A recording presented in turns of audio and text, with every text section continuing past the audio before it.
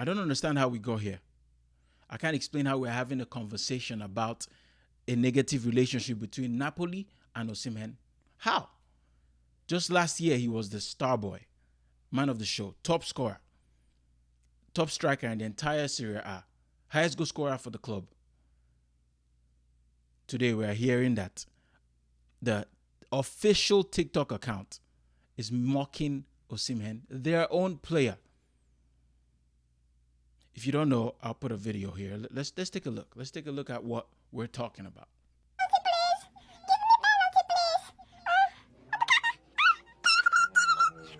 Thank you.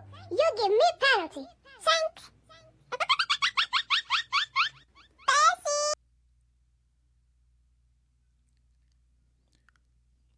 That is just inexplicable. How do you explain that? How do you explain that to your own player? I just don't understand. Like, how is this a reaction by anybody who is employed by the club to a bad weekend? So for context, Osimhen had a penalty last game, like this last weekend.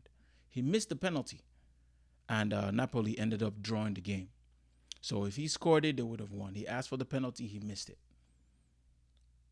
Everybody misses penalties. All the greatest players of all time have missed penalties at least a couple times. Ronaldo's, the Messi's, the Pele's, the Maradonas. It's a thing that happens.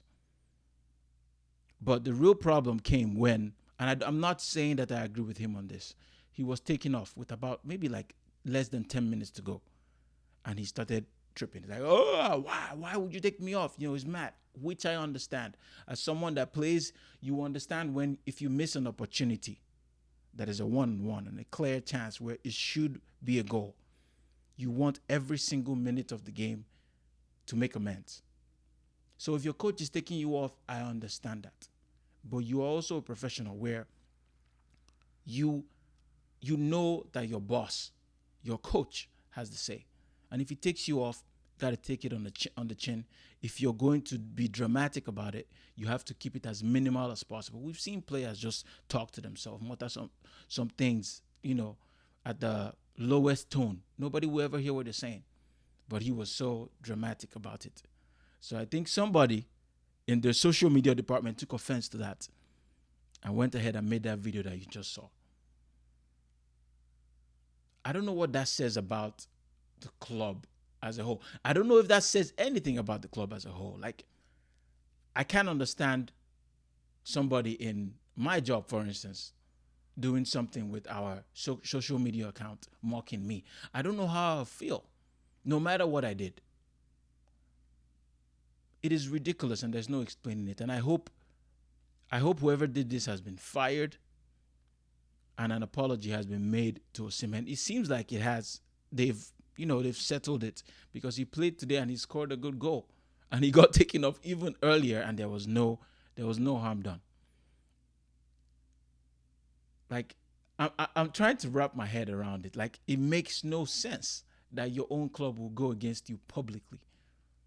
And it's so sad because, you know, the history of Italy, Italian football, they have such a terrible history with, you know, black players.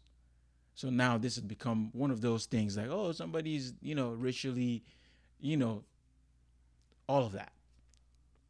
I want to come from a different perspective. I just feel like it was just somebody who was silly. You know, and I don't want to take it that far. And I'll tell you why. I feel like some Nigerians are screaming and say, it is racism. But the last thing we want now, as Nigerians, remember, this is our top man.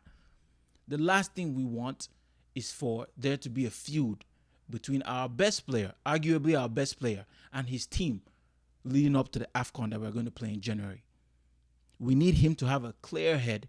We need him to be playing at his very best. Because if we don't have the best Osimhen, we're not going to win that title. And it's what we want as Nigerians. And I just like that. Osimhen also deleted a lot of posts about Napoli on his Instagram, which I found very interesting. But I would be offended, but I don't think I would have gone to that extent. But it's me. He's allowed to feel and handle his emotions the way he sees fit. He thought it was clear that he wanted to disassociate his Instagram profile with, things of the club, I guess. And that's up to him. Because I wouldn't do it that way doesn't mean it's wrong. There's no wrong or right in this situation. But we need our boy's head clear. We cannot have him fighting his coach or fighting his team when we have an AFCON to prepare for. We can't have that.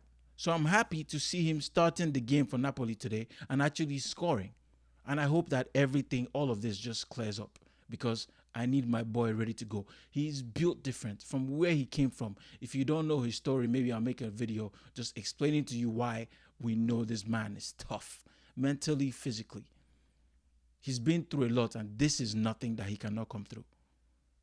I just need all of our players to have as minimal drama as possible as we head into this AFCON that I'm trying to win. I need us to win this. I know we are capable. We have the players.